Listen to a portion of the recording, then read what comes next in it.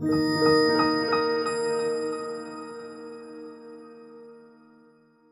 name is Jeneé Darden. I'm the curator, moderator, and your hostess for this wonderful afternoon. And and you're in for a treat. I have some amazing people that I'm honored to call friends and not just fellow writers. And Let Her Tell It, let me back it up. Let Her Tell It is something I curate about where Black women gather together, and we just talk about issues often related to mental health. And we do readings on all different type of issues related to mental health as well. Just a reminder that that you turn off the volume on your cell phones, and there'll be book sales and signing at East Wind Books tent in the park at 2:15. And and so anyway, I forgot to read that part. I'm on the radio, so I'm usually more smooth than this, but I'm a little hot. But anyway, so we'll do book signings after in the park. But yeah, so Let Her Tell It is something I curated for Black women to talk about issues related to mental health. And so what happened was that we, some of us went on a retreat hosted by Carolyn Allen, who I'll call up in a second, who's also on the panel, one of the writers you'll hear from today. And it's a retreat called Embody, and it was a very healing retreat and a very healing experience. We were supposed to present in 2020, and after the Embody retreat, I was like, we got to focus on the body for this reading. And ironically, with Roe v. Wade, with that whole leak, it's just interesting that would take place around the time when we were doing this thing on the body and mental health. And I think too, when we're looking at Black women's bodies, I mean, there's so many issues and so many complexities. I'm just thinking about how, Black women, have higher rates of cancer, higher rates of breast cancer. Just in maternity, we don't get the right maternity care that other groups get. So just those kind of issues that impact us as far as when we're trying to get health care with medicine, having just access to resources. And then too, we're seeing Black women who are vocal about loving our bodies, and they're resisting to this idea that's been forced upon us of what a body is supposed to look like, what's a beautiful body. And so Lizzo definitely is one person. Serena Williams has challenged that. I'm also thinking of Tracy, and I forgot her last name, who started she's called the Nap Bishop, who started a movement of rest because Black women work so much. We're often overworked and underpaid, and we're exhausted. And a lot of times what's killing us is that we're tired. So there are those issues too as well. But then we celebrate, we twerk, we dance. We don't care if you don't like that we twerk, we go twerk anyway. If we don't want to twerk, we ain't got to twerk. We can do what we want with our bodies, right? And so there's also too, that's discussion too. Let me wear my hair how I want to wear my hair. If I want to put in some hair, sew in some hair, wear my hair how it grows out of my head, that's my right, as a Black woman, how I express myself. And then, then also looking at Black women who are trans, just seeing those issues as far as with femicide. And looking at bodies in that respect too, and trans women owning their bodies and saying, this is me, and I'm gonna live how I wanna live. So those are just some of the issues when I think of, body and Black women's body. So I'm gonna ask Kira to come up. She's gonna talk about Embody, which is this wonderful healing retreat that has inspired the writings that you'll hear today. And thank you all so much for coming.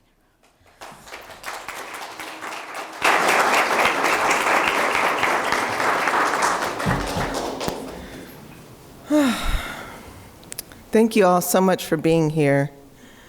As Jeneé said, my name's Kira Allen, and Embody, what Embody stands for is, let's see if I can do the next slide. There we go. Embody retreats give us a rare opportunity to explore our experiences, move on our own behalf, breathe and believe that by opening our hearts, we can decide to reclaim our own narratives and inspire people around us to do the same. Together, we create life-size canvases of our bodies combined with movement and writing that all invite us to map our way to freedom. So that's a really quick synopsis of what is a longer process. It's a retreat. It's Thursday evening into Sunday afternoon. It's uninterrupted time. We try and silence the cell phone, silence what the world wants from us, and enter into a time where you literally lay on a ginormous piece of paper and trace the outline of your body and spend a whole weekend in conversation with that piece of paper, that sense of what we look at and what we don't see. You know, there are experiences that live in our body cells that we tend to just push through, particularly as Black women, trans, non-binary. We're constantly living in this space and thinking about what it is we have to do next and what's on the agenda and how things are going to work out and not work out, and the trauma, it all gets carried and stored. And so this is really a very deep opportunity to see what's there, what's out of balance, what still needs healing, where the triggers are, but also where the joy is, where the strength is, where the capacity to grow is. And in that conversation, it's sometimes a breaking down to break through or break open and find ourselves renewed in what our capacities are to move forward with a sense of grace and ease. And the majority of the panel has had an opportunity now to experience this workshop. And so as we go through today, you will see our bodies projected behind us. It was a little bit too much to try and transport them here today, but imagine whatever you see is like the full length. So when you see it online or you see it projected behind us, it doesn't really give you the full feeling of what it's like to stand and be in conversation. Also then to hang it and to continue and to listen and to imagine and see into a different part of yourself, because it's not you trying to control or trying to, it's, in addition, there's an opportunity to really do some movement-based, not just stretching, but like stretching out. How do we take up space? I don't know about you, but I tend to, like, every time I am confronted with someone passing on the street, I'm the one to step.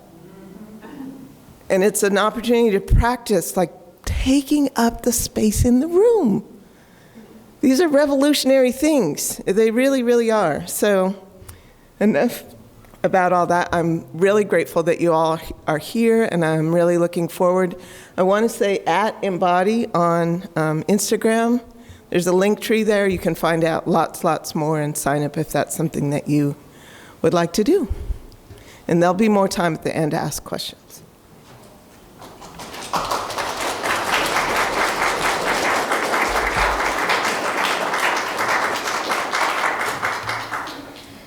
Thank you, Kira. So we'll start the readings off, and I was voted to start first, so by the group. So my name is Jeneé Darden. My book is called When a Purple Rose Blooms. I'll read a little bit from that, and I'll read a piece. This is my body map. So as Kira said, when you imagine it, it's like taking up it takes up my whole bedroom wall. She's her own thing. I ask you not to share it on social media, because when I thought about sharing on social media, it started to fall off, and it hadn't fallen off for months. She's her own. She got some energy, I'll just say that. And so I was like, I'm not gonna put it on social media. Now she's been staying up ever since I said that. So she's her own energy. And it's funny, I love Marvel, and she kind of looks like Iron Man when I hung it up, because I was like the colors. So I'll just tell a quick story before I go into my piece. Right before we did the retreat, also to me, add one more thing. Another reason why we wanted to do focus on the body is because Adrienne, who you'll hear from too, she wrote a book about living with fibroids. So it was just a lot of themes about bodies here from between all of us. But before we went on the retreat, I was having a breakdown, and I had basically what had happened was that I was receiving a lot of unwanted attention from men. Some of it, when I said no, was violent reactions. I won't go into detail. Sexual inappropriate things said to me by a relative. And then just dealing with people who were kind of, and I don't like talking about haters. I usually don't talk about haters, but just people who were really trying to oppress me and push me down and not let me just do my thing and just live my life and be myself and be creative, and dealing with, editors who were racist. All this was happening at once. And I had a lot of deaths. I used to live in LA. I'm from Oakland, East Oakland, but I had moved to LA, and when I moved back here, a lot of my family members had died, a lot. And I was a caretaker, and then COVID hit and all that kind of stuff, and I just couldn't take it. And I took a month off leave from work. And so around that time when everything was breaking down, I just kind of just shrunk myself.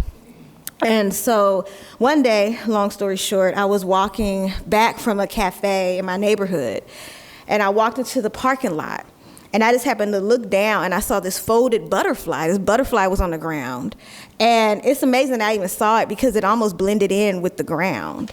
And I thought maybe it was like an art project from the kids, because I was like, why would a butterfly be on the ground? Usually you see butterflies flying. And then I looked closely, and its antenna was shaking. And I was like, oh, it's dying. And I'm not really an animal person. So I ran upstairs, I got a fly swatter to scoop it up, because I knew, I was like, if I take it upstairs, there's a lot of spiders where I live. I was like, the spiders are gonna get it. So I scooped it up and I put it on the side. I didn't want it to be, in the parking lot, and it got ran over. And so I put it on the side, this really beautiful monarch butterfly. It was pretty big size too, which is why you see monarchs on my body map. And I looked online. I was like, what does it mean when you run to a dying butterfly? Because I've never seen a dying butterfly. And I looked online, and I was like, for the spiritual meaning. And it says, you're not living your life to your fullest. You're hiding, you're unhappy. Butterflies are joyful. It's everything opposite with a butterfly. You're not spreading your wings. And so I felt that was a spiritual message. And so I went back outside to check on the butterfly, and I thanked it because I knew it was a spiritual messenger. And then not long after that, we had this retreat that Kira hosted. So this piece is still in the works. This piece encompasses everything I told you, so it's still in the works. So it's called Resurrecting the Dying Butterfly. 1, I'm over it. No more, not again. I fold my wings, stuff a rag down my throat right where it burns from vomiting the poison. The crack goes deeper down the middle of my heart. I lost loved ones to graveyards. I lost myself to broken dreams. I am lost in an ocean of tears. No arms wrapped around me to hug me through this. My body thirsts for a touch to give me some hope that things will be okay. Grief blankets me. It is in my pores and my hair. Grief dries my scalp and grinds my teeth, gives me chest pains, costs me hundreds of dollars for MRI scans. Grief is the blanket that smothers out my light. I was quarantining before 2020, sheltering in place behind my apartment door, avoiding the disease of a cruel world that wouldn't let me be all that I am in peace.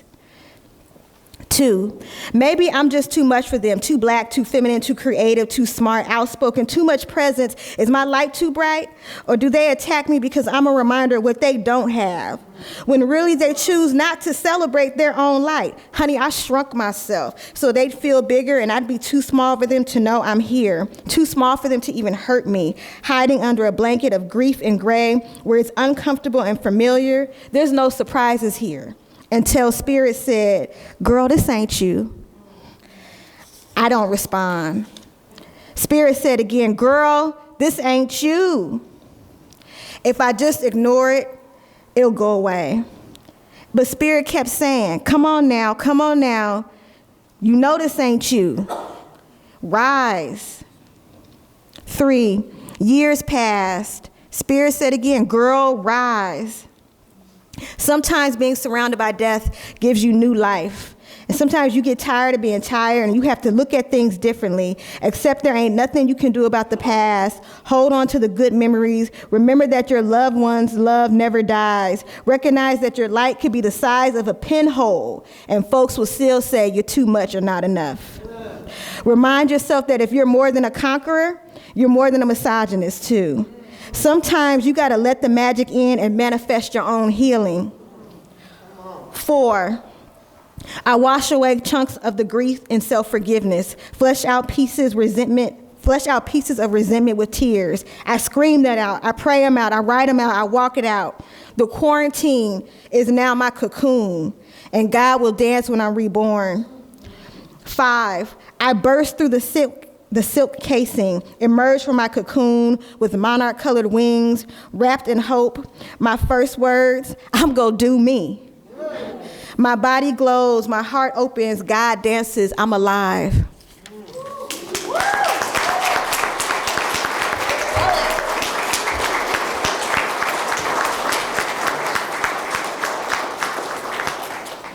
So that piece, a lot of the stuff that you see on the body map, some of the things I said were actually, I incorporated that into the piece. And that, as far as relation to body, to not just recovering from trauma, but also to how we hold grief in our bodies. I'm gonna read 2 more quick pieces. Let's see. I brought the wrong book.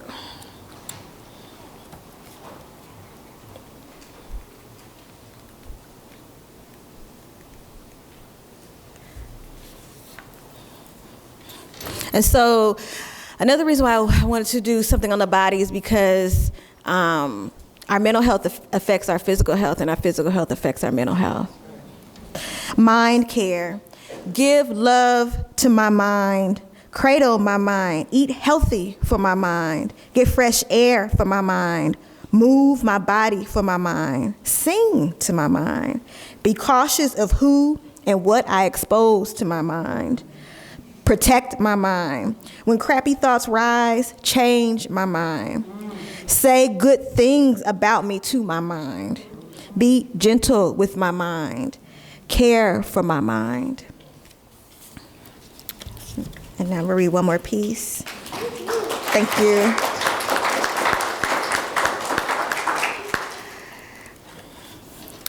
This piece is called Be. This is dedicated to Black vaginas. Be divine, bleed for days and never die, because you are life, bringing life in all forms. Be the first path a human travels from a black hole in the galaxy that is your body. Be strong, leather tight. Be soft and stretchy, dry and juicy, warm as the skin of your inner thighs when they come together like hands in prayer.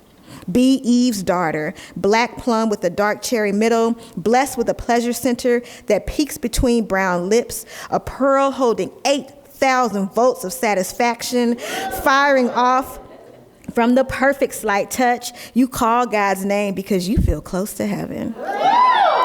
Then baptize your lover in your nectar. Be interested or not. Be still, be protected under a jungle of wild brush or by a manicured bush, or bear it all. Be unapologetic and self-assured. There are people who fear your greatness, think they can exploit you and want to control you, but be armed with knowledge of where you come from and who you are. Be your own definition. Be connected to your body and spirit. Love getting loved on with tongues and kisses, turned on by fingers and phallus, dominant or docile. The ones you invite to enter your temple must bow to you in respect. Be beautiful, unashamedly black and sweet. Be in awe of yourself. Be. All right, thank you.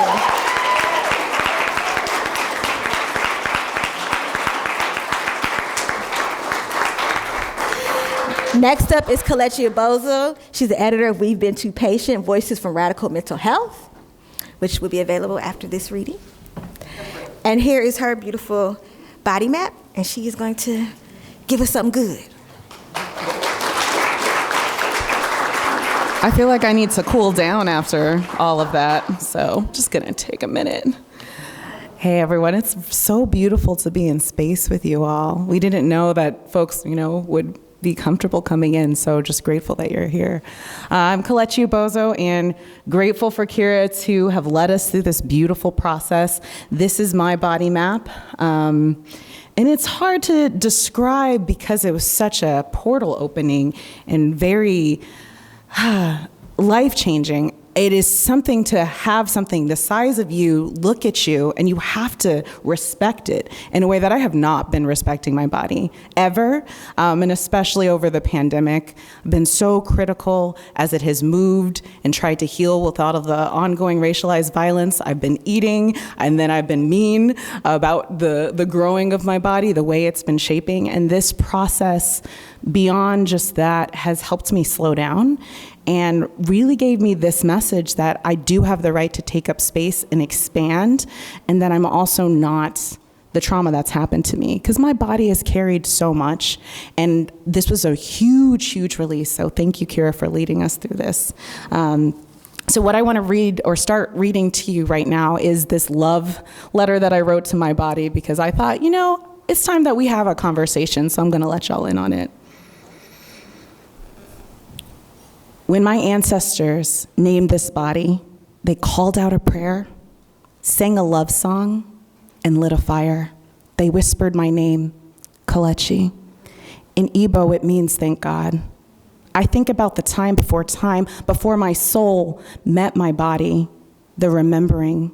Mapping my body from future to past slows me down, has me relax. Dearest star-shaped container of my soul, I approach you today with wonder. Holder of secrets and dreams, you have only asked me for one thing: to be loved unconditionally, no matter your shape, no matter your size, no matter your color.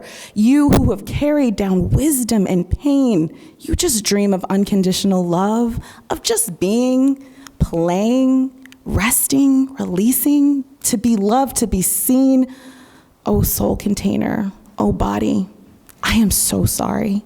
I have struggled to fulfill your heart's desire, not knowing how to keep you whole and make them happy. Crucial competing contradictions, our DNA infiltrated with trauma, shattered by oppression and rooted in scarcity and fear. Your lineage learned to expect extraction. Expectations grew to lessons, and lessons emerged as traditions. And just like Great Aunt Jessie's secret recipe for ginger snap cookies, you were passed down a tradition of smallness, a tradition of starvation, a tradition of colorism, a tradition to never be seen as human, but to be seen as labor. And I thought this tradition was truth. I accepted this cruel judgment as reality. And just like my oppressors, I tried to extract the curves from your silhouette, the marrow from your bones, the light from your eyes. Your worth intertwined with your productivity, your body, a place of pain, a place of war. Digging your nails into my skin, you watched as I puppeteered a smile to hide your gnashing teeth, daring to tell your real truth.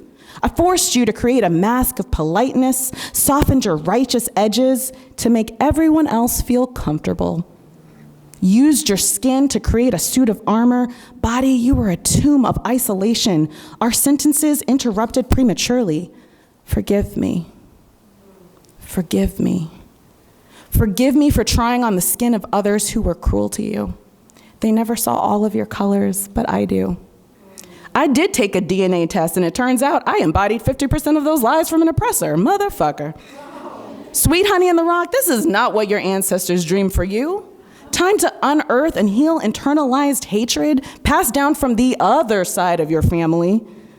Remove conditions from loving you. You are loved always. Pour back into you. Joy, rest, and play. Connection to the divine. I see you, body. Thank you for carrying me. Heart, thank you for expanding, for breaking and being reborn. You are the queen I now worship. Flower-stained warm baths for you to manifest abundance. Breath work to unlock blockages from within. Dreamscapes that build hidden tapestries across your skin. Cascading admiration with words for a treasure. I see that you have crossed universes in this life to unburden yourself and rest. I am listening to my mother who said, "You are my best work." I am listening to my mother who said, "You are my best work." I am listening to my mother who said, "You are my best work." You placed me in this black body to be a star-filled soul, and you posed a challenge. Can I liberate myself? Can I get off the ride? Can I stop laboring for others' gain? Can I rest? Each year, I am wiser, and my body releases a trauma from my ancestors. Each year, a path closer to rest appears, and so does a path to chaos. Embody, you're asking me to choose, to release, or continue as my past lives have, grinding under this unwielding pressure, black Atlas with the weight of the world on her shoulders. I may stumble on these two paths, but I hear your call for rest and pleasure and dance. The answer is yes. Thank you for letting me live here. I love you, and I promise to do right by you.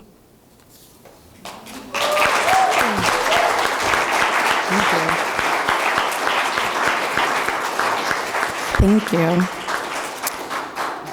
So this last one is called Unbreakable, and it's kind of a recipe for when you're grieving. And I know a lot of people are grieving. I know a lot is going on right now. And so, take whatever you can from medicine. I once heard, grief is love with no place to go. What are we gonna do with this longing?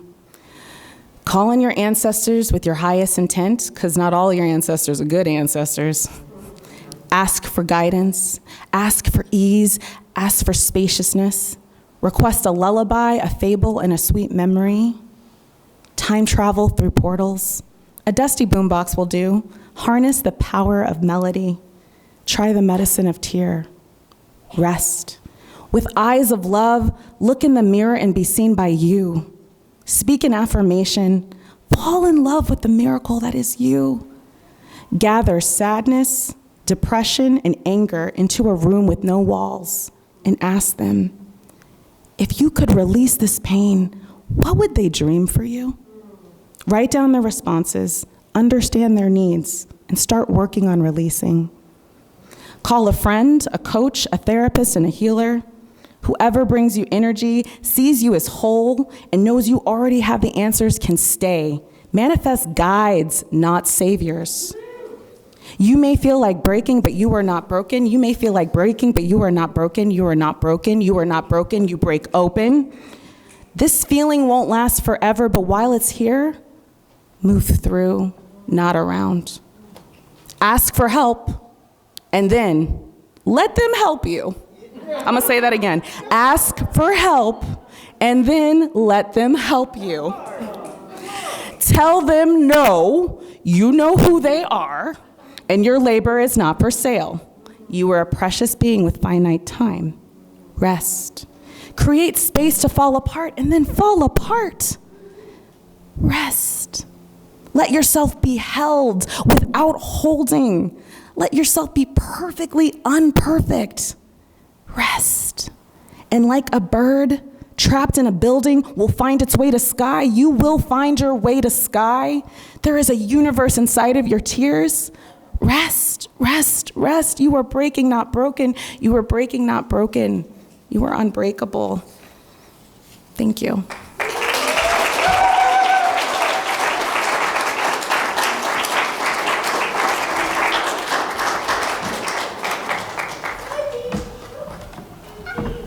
Thank you so much, Kelechi. Next up, that was beautiful. Carolyn Allen, author of Write the Second, a poetic memoir, and she created Embody for us. Here's her amazing body map. Thank you. So I want to say that creating Embody is the culmination of 20 plus years of leading and teaching and facilitating in different environments. And when I made this body map, I had just left my career, that thing that, you know, paid the bills, but literally almost killed me. And I was writing this book and thinking, I might not make it past 50, and so there needs to be evidence that I lived. And I was creating this body map and thinking the same thing. And so it's sat on my wall now since 2013, waiting for me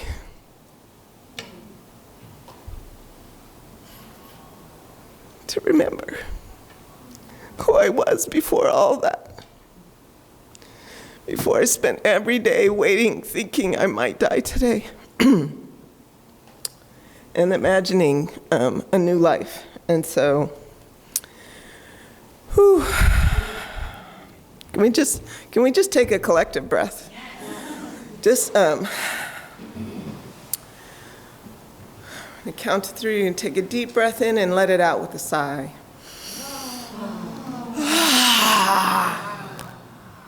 One more time.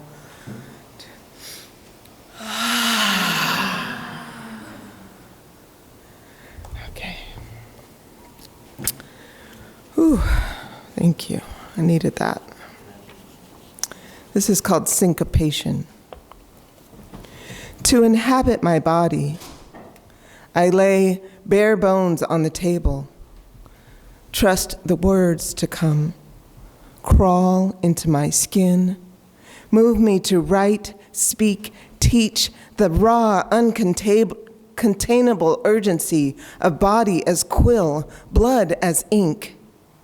I dig in to the roots, to release the cadence of creation, call the heart, mind, and tongue to shine like hummingbirds and dance through flowers like butterflies, pollinating all that is to come.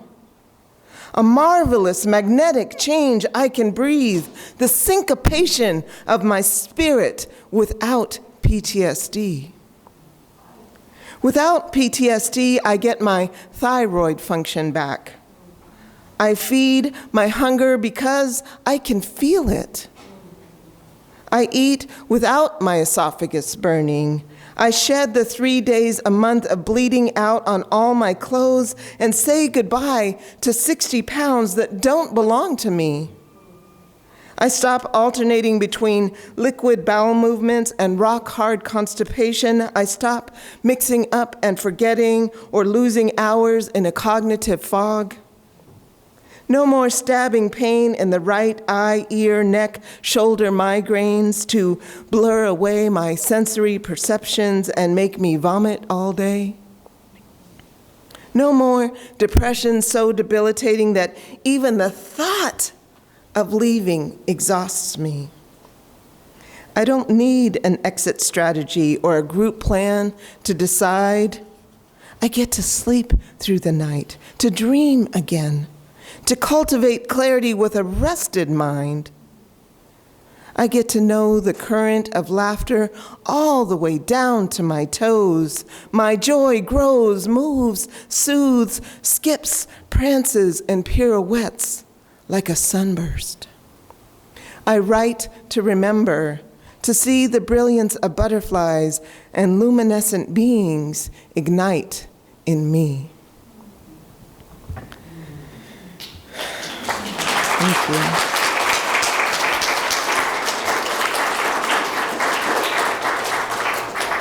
When I wrote this poem, it was pure imagination, the idea that all these things could start to shift. And slowly, slowly over time, I'm starting to see my dream come true. Next poem is called This Is Who We Are. As survivors learning to thrive, we open our veins, write our truths, and then speak them without apology, hesitation, or explanation.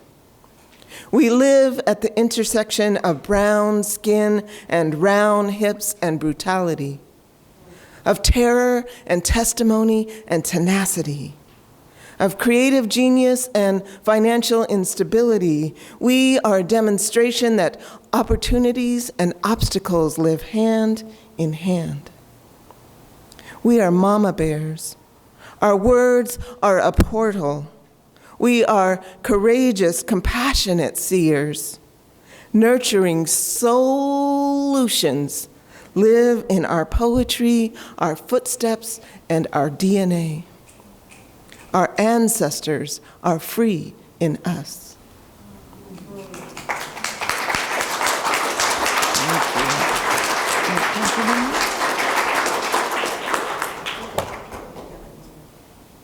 Okay. I'm just going to read like a little tiny excerpt of my last poem.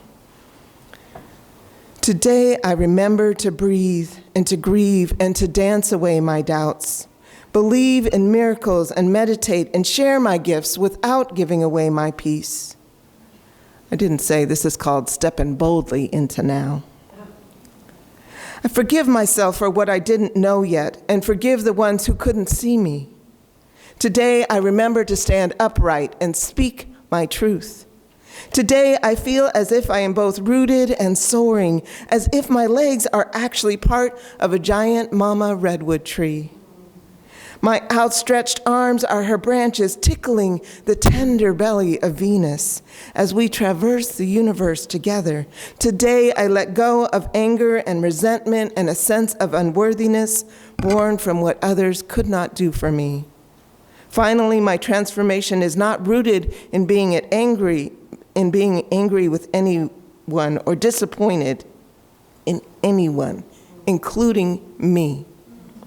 For the first time, my transformation is deeply rooted in loving myself. Today, I step boldly into what I can do now that I see myself as sacred and trustworthy and worthy of love.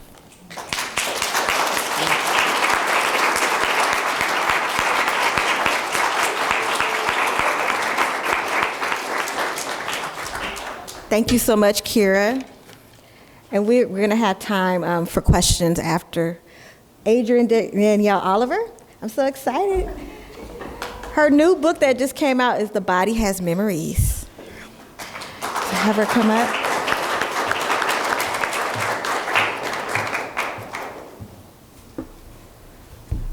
Good afternoon, everyone. I'm so moved by your presence to be here and see what Black women have to say. I feel like we're at an age where we're really, shifting the narrative on some important conversations we need to have forever.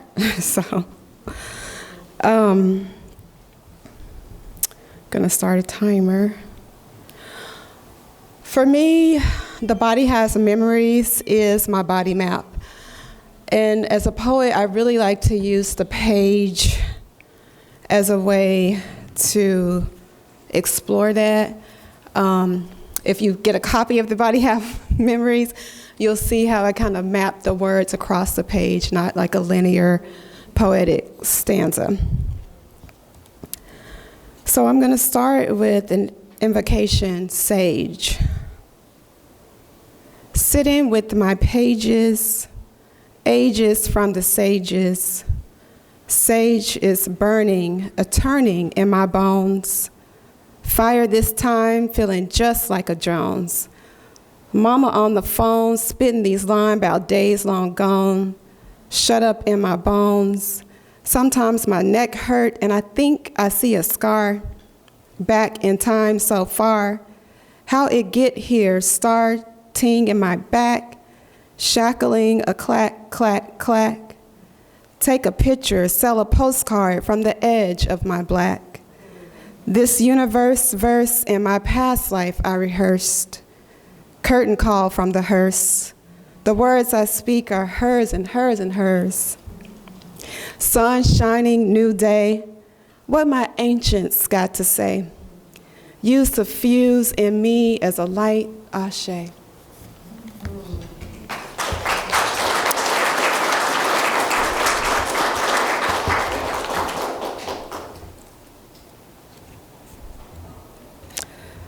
poem about fibroid tumors.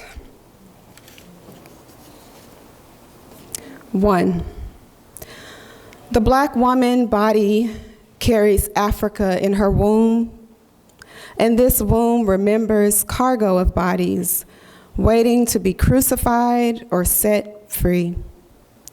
The body remembers how the strongest cargo, knowing freedom is death, jumped and returned to the ship as angels, while the deceived, with eyes adjusted to darkness, nose to the smell of despair, cultivated another strength to pray.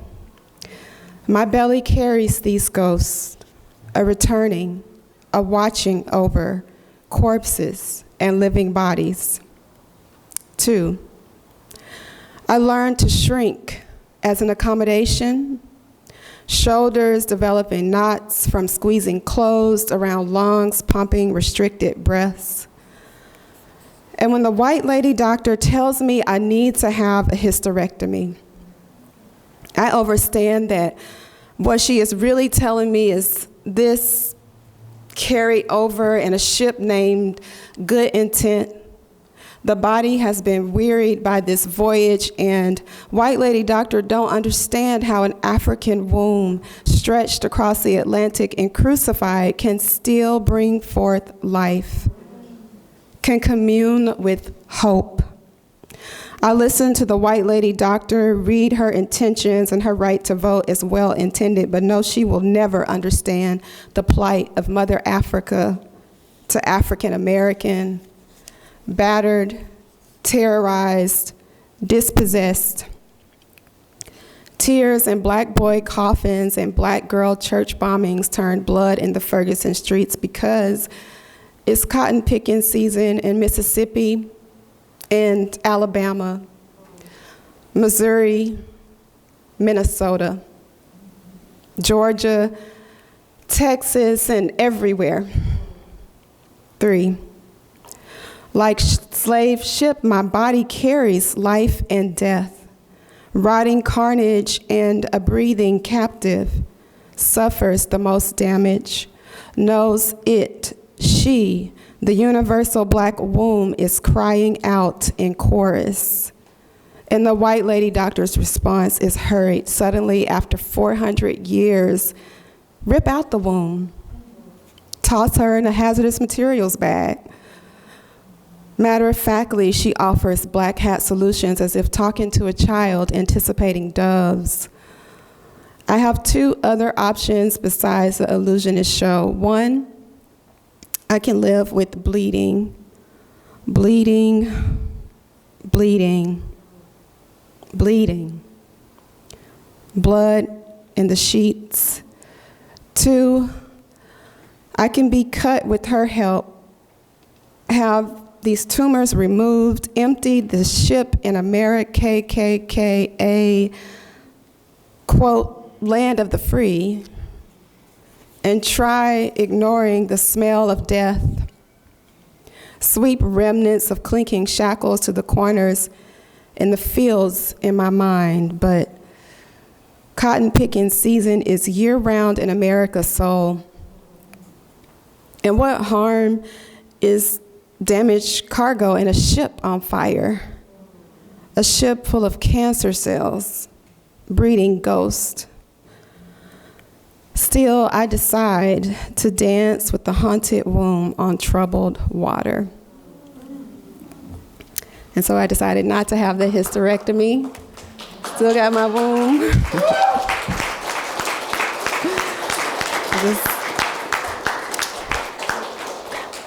So I'm just going to read a really short piece from my other collection, Collective Madness, because this is madness. And it's a little bit uplifting. Queen Mother, you, reading this, you love me because I am a survivor. I bleed, I sweat, I breathe the pride of Africa. I am God's love when my womb grows.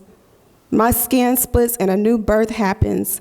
Babies cry like trumpets, like light of the earth. My baby daddies are scattered in the eastern wind, chilled in the underworld of the west. I stand from north to south, stepping in to raise kingdoms. My scars are a creation story. My tears compound dirt into diamonds. My heartbeat oxygenates this earth. My veins are rivers connecting oceans. I breathe, you live. I breathe, you live. I breathe, you live until we die. And you cannot live without me, your mother, your sister, your nurturer, your life giver. Without me, this earth is void.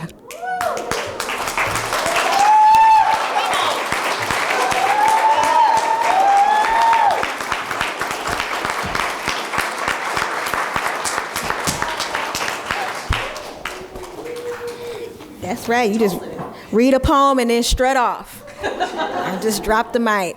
Next up is Natalie Devora. Her memoir, which is amazing, Black Girl, White Skin, A Life and Stories, talks about her experience of living with albinism. And so I always appreciate her work because she gives us a different perspective of Black women and bodies. And here's her beautiful body map. Come on, Natalie.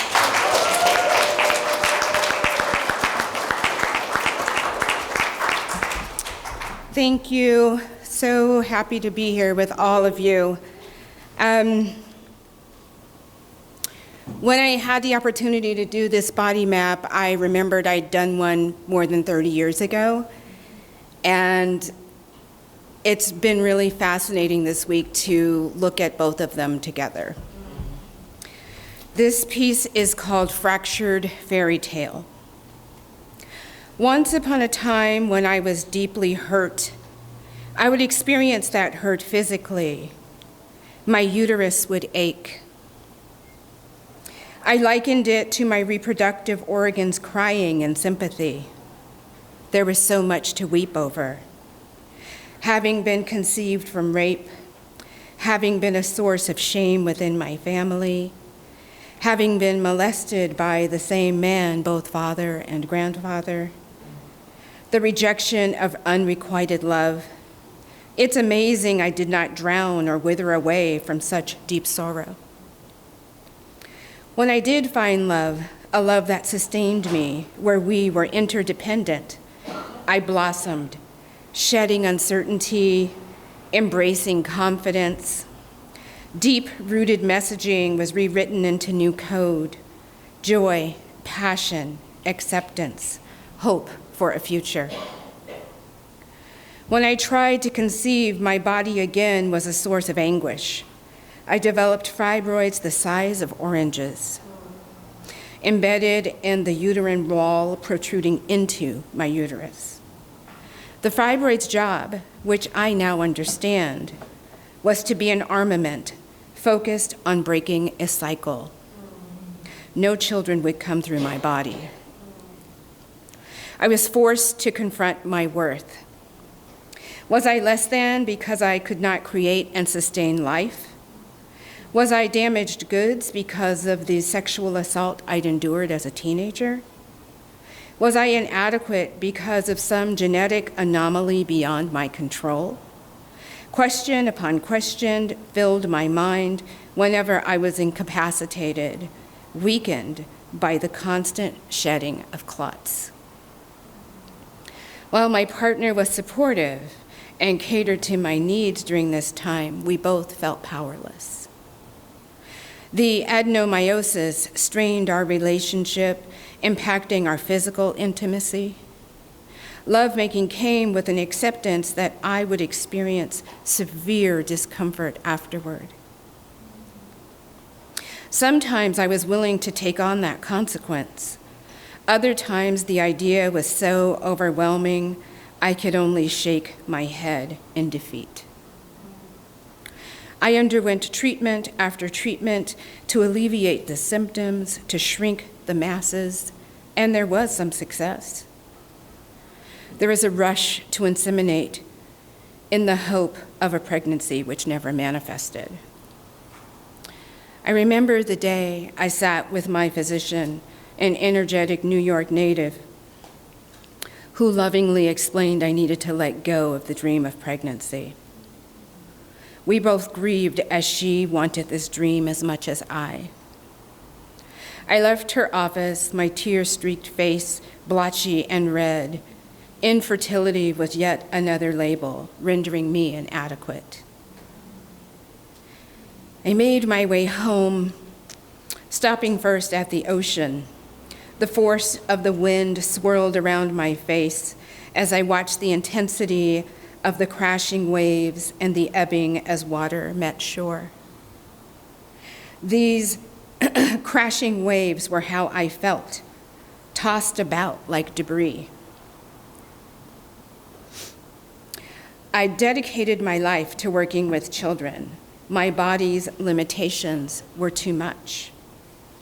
I walked the few blocks from beach to the green corner house we called home. I shared the news with my beloved. Deeply devastated, I believed my body was the ultimate betrayer. Could I not have anything of my own not laced with trauma? In the spring of 2000, the fibroids became unbearable. I was in constant pain and yet had not been ready to let go of this part of my womanhood. I was exhausted, anemic, depleted. I barely contained the ability to care for an energetic 4-year-old, let alone the daily needs of my family. I returned to the ocean.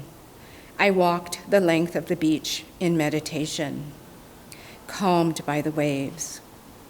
I emerged with the understanding that my uterus no longer served me. That if I really loved myself, I would and I could release my womb. Thank you.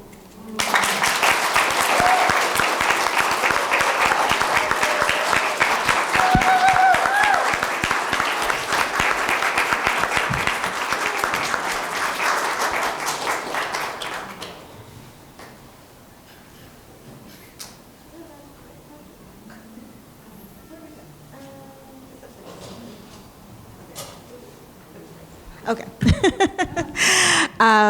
Thank you so much, Natalie. Thank you, all the panelists, for just being open and vulnerable. And thank you to the audience too as well. We do have several minutes for questions.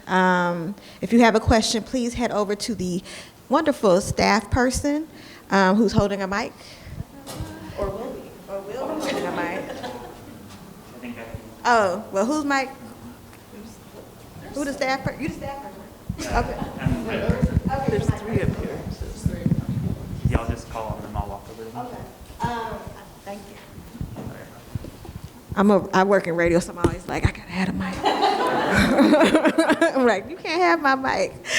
Anybody have a question, please? If you want to ask us about our writing process or anything we mentioned in the work, the Embody maps that we've done. Any questions? This person has a question here. I can speak loud and I also have a question, but thank y'all so much. My name is Ree. I'm also a Black woman writer, and I just feel so deeply moved and inspired. So thank y'all so much for everything you shared. I heard some mention of like ancestral presence and past lives, and I was just wondering if y'all could talk about your relationship to past life and ancestors in your writing process, and to what extent do you feel like their voices might come out in your writing, and if ever you feel taken over by their narratives or feel like they're like writing through you, and what does that process look like for you convening with those past lives and ancestral narratives in your writing? Thanks. That's a great question. Thank you. That's such a good question. So the second piece I wrote, Unbreakable, was channeled poetry. So I didn't write it by myself, and I think before I might have been uncomfortable with like something else is out there trying to tell me something, but now I feel a bit more comfortable exploring that. And so I feel like ancestors are always with us, and I always call in the ones that have the highest intent, because as you know, my family, half my family owned me. So I have to be really careful about who I invite into a process, and how I actually build space around it. So I actually created an altar so that I could actually commune more and have intentions and be very clear. So sometimes I receive just messages that will say, someone needs to hear this, and it will come just very clear. And other times I have blockages, and so I have to explore on my own. But I think since everything happened it's been ongoing, but since I had more time alone at home, they got louder. And they've been trying to talk to me for a very long time. And even this process mapping my body, that when I look at my body, it is like there's stars in there. There's just a whole experience in there. It's hard to describe, but it felt very otherworldly and very old, and like someone has been trying to release pain for a very long time. And what I think, and I am not judging my family at all, they did the best they could, but what they've passed down, I do not want to pass down. So I feel like this is my opportunity to do something different and actually go back and heal generations through what I want to bring back to them. So I don't know if it was a process, but more of what do I want to invite in? What is my intention?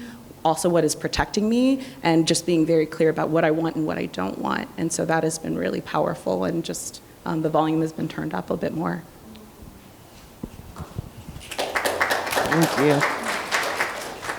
I have to say that my grandmother's on both sides committed suicide. And so I don't have in my body what it feels like to be loved on by a grandma. And I had a white grandma and a black grandma. And so what's been really interesting in this last year is that my white grandmother, Edith, she came to me through someone else. It was a place where we were supposed to be talking about what it's like to engage with ancestors at all. And they were just like giving us this process of like what it might look like. And she said, before we go any further, Edith needs to talk to you. And she wanted me to know that that her spirit is being healed by the work that I am doing. And that on the other side, there's none of all of this crap that we deal with in the United States of America.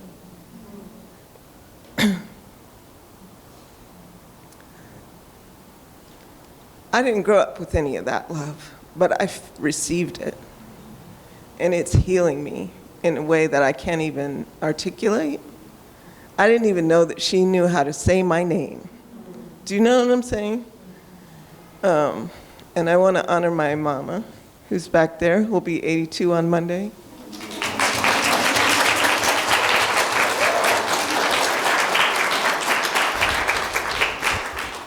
And my partner, who has supported me through this process in ways that I can't even articulate, and my daughter, who's here.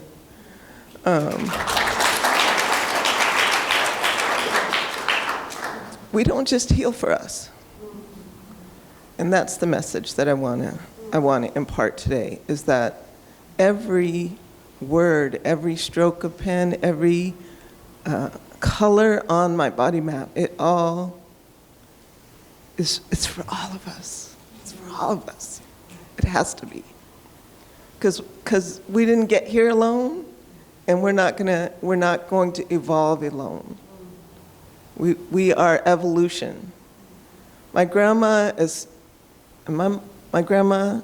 I didn't know her that well, but I can say she was little Looney Tunes. She did the best she could with what she had. My mama, she did the best she could with what she had. And I'm doing a heck note better, and a heck note better in this one, and so on and so forth. And so the healing continues. Thank you for your question.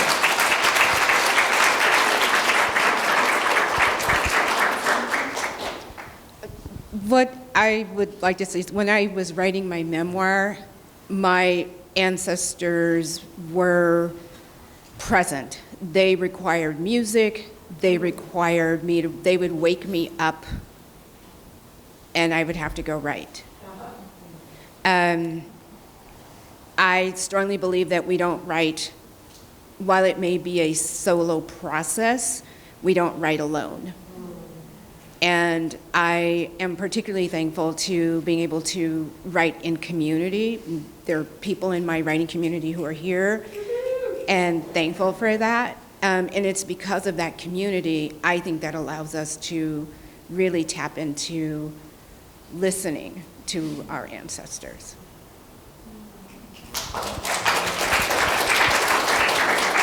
Wow, that's an awesome question, Ree. I think that I would echo everything everybody's said. The only thing I would add to that, as far as process, thinking like a teacher, is that I think it's important to have an altar in the process. I have an altar as well. I know a couple of ladies on the panel do, of just, not just my grandmothers, who were so just amazingly cute. I love having altars, dedicated to them, but then also people like Maya Angelou and Toni Morrison. I just added an educator, I can't think of her name, ancestor too, to just kind of tap into just the wisdom that they bring to us. Because I believe in epigenetic trauma, and I write to that a lot in my work, and the body has memories. And I think if we approach the page with that intention to heal, I think I've read somewhere that, it's important to pray 7 generations back, to heal at least 7 generations back. You guys have heard that too? Yeah, and if we sit down and do our healing work, and for me, writing is a spiritual practice. It is a healing practice. So when we sit down with that intention, with those women in mind on our altar, 7 generations back for me, but 7 generations for all Black women. I think about, that slave woman that had to endure being raped by her plantation owner. Let's call that out, and what that passes down in our DNA line. So I don't know if that helps as far as thinking about process in writing, but definitely thinking about the pen as something sacred.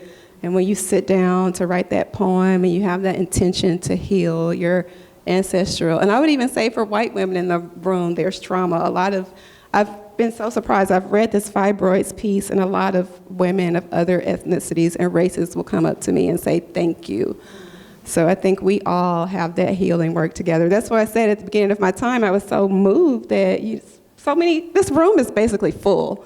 And I'm like, I know it said Black women right in the body on the title. So I'm just so moved by just, you being here and witnessing this process. Thank you for that question.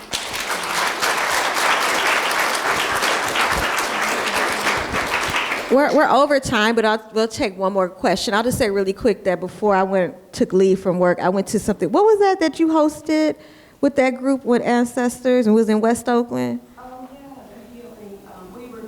Yeah, there's a group called We Remember for African Americans, and it was on All Saints Day, and it was very powerful. And there were things coming to me there. We called ancestors, and some people would call ancestors, and these birds would just start whipping in the air. It was just so beautiful and so powerful. And so some of that came into my work too as well. I heard my cousin, who he was young when he passed away. He died in a car accident.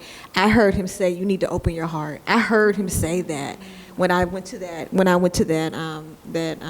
event that you co-hosted. You had a question? Yeah, somebody. And then we'll wrap up. I know we're over time, so we have to answer real briefly. Thank you guys for all of your pieces. I found them really impactful, and thank you for sharing your work in this cruel world. But I saw connection to nature in a lot of the pieces, like nature as a place to find healing and heal the body and start that thought process. But I also know that the land can record traumas in the same way that the body does. And I was wondering if a lot of the mentions of nature were positive in stimulating that healing process. But I was wondering if you guys could talk more about your relationship with nature and the land and how that works with your healing. When we were on the retreat, Kara took us, we were in Marin County, and we went to a waterfall. And that was just a very really beautiful healing experience. Would anybody want to add about nature? Yes. Okay, so I'm somebody who has challenges with nature mainly just because of my vision. However, when I created my map and in my daily life, I know what brings me joy is to be amongst the trees, is to be at the ocean. And those two pieces are really interconnected, and when I'm feeling a little fractured, help to pull me back together. So, I will say I have been in places, especially when I've gone to the South, and I have felt like I could tell something went down here. And sometimes I will actually like maybe touch a tree or touch the earth and just thank Mother Earth. Even now when I pray over my food, I thank Mother Earth and have gratitude. But I have been in places where I felt like something happened here. I'm very sensitive. And so, I'll pray and meditate to Mother Earth or whoever was here, something happened, when you're talking about just like how Earth holds that trauma, and so sometimes if I feel that, I'll pray or meditate in that space, and unfortunately so many places here that we don't even know about.